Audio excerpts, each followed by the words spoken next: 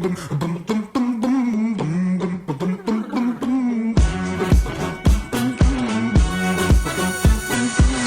when we're going home, but your friend could come along. I'm thinking, why not? Baby, why not? I'm looking good, don't wanna blink. Mirror tells me I'm a king. I'm thinking, why not? Baby, why not? Oh, take a sip now. Take it down now. Say I. Oh, do you dance? What's up everyone, I'm Justin Bai, and today I'm here to offer a very special video dedicated to my new car Xpeng, as it's coming right now. So let's get on to the journey.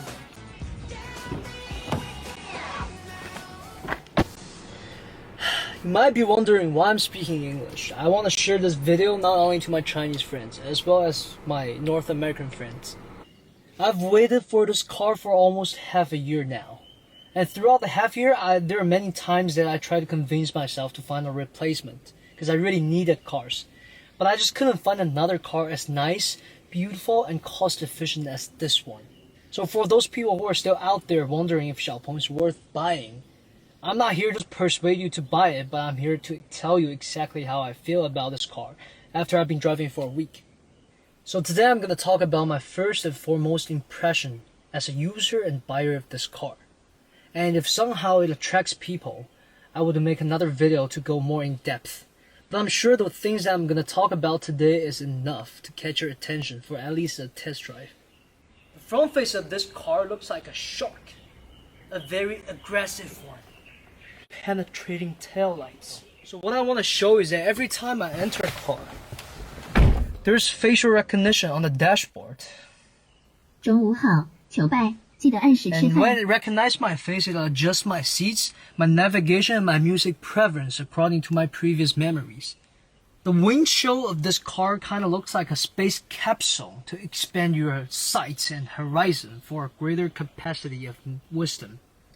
The steering wheel is kind of soft, very smooth, and it's kind of thick too. Nice to grab. And there are three different types of the steering wheel weight. There's soft, standard, and sports mode. I always put it on sports mode because it feels more sporty, of course, and it saves more energy. Beside the steering wheel weight mode, there are also three types of driving mode. Standard, there's sports mode, very aggressive look and sound. There's also eco mode. It's a very smart car, and smart car always come with smart voice assistant. And I can pretty much replace everything I do with my fingers using the voice assistant. For example, 你好小 P， 在哦，导航到最近的电影院。我找到如下的结果，你要去哪一个呢？第一个。好的。为您计算了一条路线，是否导航？是的。好的。I'm a break dancer. I'm also a music lover, so it's really important for me to have a good speaker. 你好小 P， 我在呢。打开蓝牙音乐。好，一起听歌吧。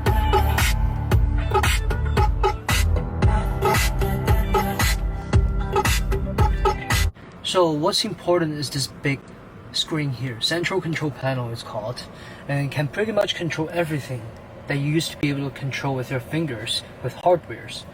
We can open all the windows. Easy. A lot of people complain that electric cars don't have any sound. I'll have to turn it on first. You can imitate sounds. Driving assist. There are different types of wordings that you can have.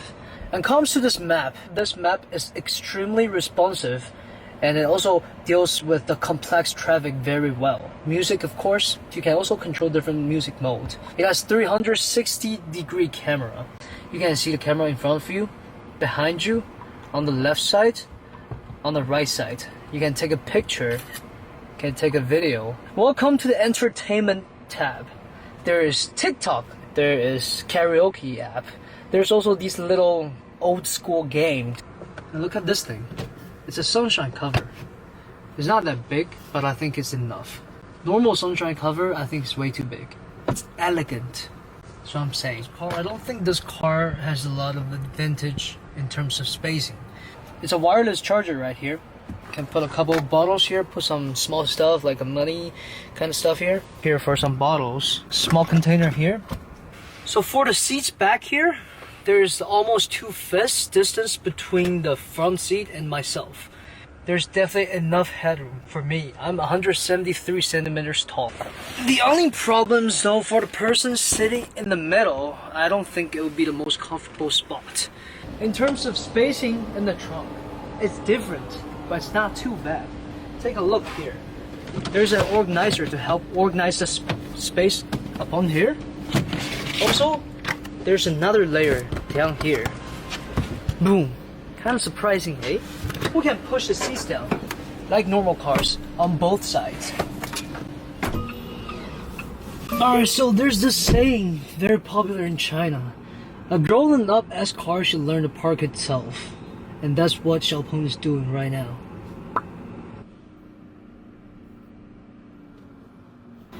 So for the auto parking, I'm gonna get out of the car for now and let you guys see what's going on inside the car. Yeah, I made it here on no favors. Half man, half amazing. Always blazing. I slow it. So if one run doesn't get itself into the car parking spot, then it'll go for another round. Less risky and more safe than you parking the car yourself.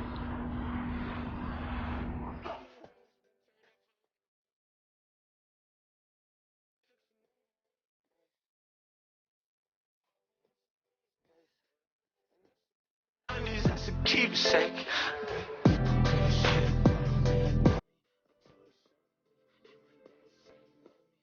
Of course, for a smart car, there are going to be some cool IoT, Internet of Things features.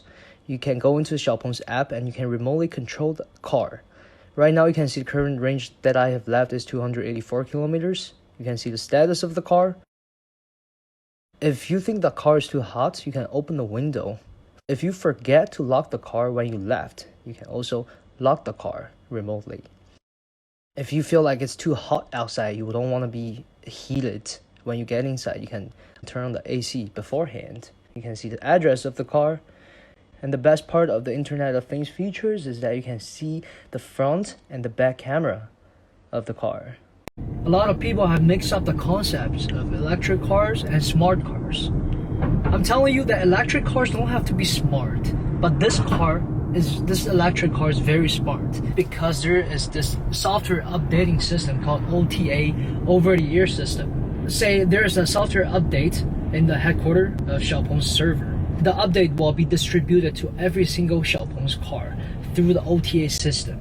Xpeng has 4G data itself straight from the carrier, just like your phone. According to the last OTA system update, Xpeng started to have the facial recognition feature. We started to use the key to control the auto parking instead of sitting here waiting for us to park and get out afterwards. Right now, this car only have adaptive cruise control, but in the future, when the autopilot, auto driving algorithms start to be very mature from Xpeng's server, it can be distributed and updated in the car. So 10 years later, the hardware of this car might be very crappy, but the software is still the most up-to-date one. And that would give the car infinite potential to be smart, just like a human being. So I'm sure everyone knows about cruise control system, but today I'm going to talk about adaptive cruise control system. For normal cruise control system, you set a speed limit and you keep going straight at the same speed, but if there's a car goes in front of you and it goes slower than your speed, then you kind of have to manually cancel the cruise control system so you don't have to hit that car. It's not adaptive, nor it's responsive. What adaptive cruise control system can do is that if another car gets in front of you, right, and then it goes slower than you, your speed of the car will adjust according to the car in front of you. So let's say, for example, right now on my dashboard, it detects there's a car in front of me, so it follows that car speed. I'm not pressing on the pedal or the brake, okay, and that car went out of the lane. So we're not following that car anymore, we're following this car instead in front of us. You don't need to worry about other cars going violent and keep like swirling lanes in front of you, because the system will adjust according to whichever car that's the closest to you in the front. From my 1 week experience, I think this system is rather mature, reliable, and safe. I can pretty much free both of my legs, although I do need to control the steering wheel for now. But with OTA system that I mentioned before, autopilot is coming. I have to mention this feature for pretty much all electric cars. It's called energy recycling. So what you do is that you press on the pedal and then you keep going straight. And once you release it, you will feel like the car is slowing down as if you're pressing the brake, but then you're not actually pressing the brake. So what happens is that it's recycling the energy that it used to accelerate the car. But then once you're used to it, you don't even need to press on the brake in a normal drive. In terms of the acceleration speed, from 0 to 100 kilometers, it takes about 7 seconds from my actual test. It's not the best, but it's not bad either. For a car in this price range, you can hardly find another opponent. If you're just driving on the road, there's no trouble for you to surpass anyone in front of you. A lot of you might be wondering what's the range for this car. According to the data, like the official statistics, this car should have a range from 350 to 365 with 100% battery. But then you may wonder, what's the actual range? Like, sometimes if you turn on the AC and if you like play music, it might cost extra. So from my experience, the ratio is about 1 versus 1.1. If you're driving for 10 kilometers, and it's actually gonna cost about 11 kilometers, which isn't bad at all. And if you're not using AC, driving for 10 kilometers actually costs 10 kilometers battery in the system. So the biggest concern about electric cars is if people can use it to go on highway. The first weekend that after I got this car, I went on highway to go back to my city. Apparently 90% of the highway service center, 90% of them all have chargers, and they're fast charge. According to my experience, I could have charged up to 130 kilometers range in about only 30 minutes. And then that would cost me about 40 RMB. It's not the fastest, but it's very reasonable. Like take a 30 minutes break during the highway trip. How about the cost for me to go to work and come back every day? I've calculated it's about like 30 minutes drive for about like 8 kilometers for each round. And that would cost me about 2.5 kwai, which is cheaper than shared scooters. So in terms of price, the original price for this car is about 250,000 RMB. Because there is policy from the government to encourage people to buy electric cars, I got almost 100,000 off. So when I got this car, it took me only about 150,000 kwai. I think it only costs about 160,000 right now to get this car. So that was pretty much all about the review, and if you're interested, please let me know. If you want to know more, please let me know. As I've promised in the beginning, I'll make another video more in depth. Now I kind of want to talk about how I got really into Xpeng. And the story actually started with Tesla. Last year when I graduated from university, I invited my mom over to Canada to attend my convocation. And I spent a big chunk of my savings to rent a Tesla to enhance the overall experience for my mom.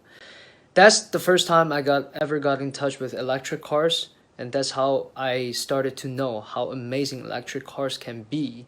And some people think the range would be a problem for long-term traveling, but then I realized with all the fast chargers in the middle of the highway, it's just really not that inconvenient as people would think. So after I graduated, one of my friends who worked at Tesla, he told me that there's this car company from China called Xpeng wanted to hire him. And then that's the first time I heard the car company. So I searched it up and realized the CEO of Xpeng, He Xiaopeng, actually worked at Alibaba. I work at Alibaba too, so I have 100% faith on whoever worked at Alibaba. So I searched him up, and then I went test drive the car, and it was simply surprising and amazing. It just literally felt like a Tesla, except the price is 6 times less. I literally bought it right after I saw the car, saw the interior, exterior, because I just can't forget that superior feeling that electric car and smart car gives me. So that's it, people. If you're interested, let me know. And thanks for watching this video.